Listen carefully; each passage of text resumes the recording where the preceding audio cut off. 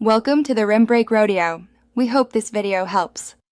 You'll start by confirming which ports your GTX 1050 Ti and each monitor have, because matching outputs avoids signal issues.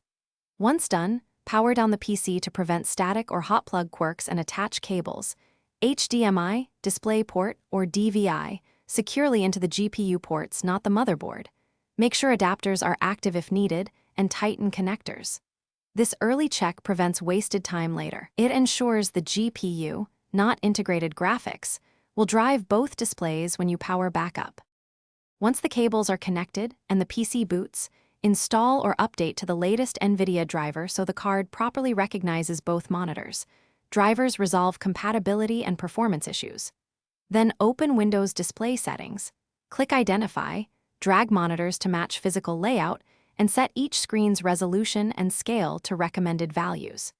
Choose Extend Desktop to use both screens, then assign your primary display. Make sure refresh rates match or are set appropriately per monitor to avoid tearing and stutter.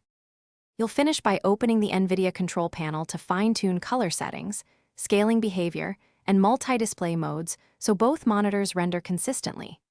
Test by moving windows, running a video, and maximizing apps to confirm expected behavior. Adjust position and scaling if text or UI elements look off. If a monitor shows no signal, first swap cables and inputs, reseat the GTX 1050 Ti in its slot, and reboot. These steps isolate cable, input, or GPU issues so you can resolve the problem quickly. Thanks for watching. Consider subscribing if we helped you.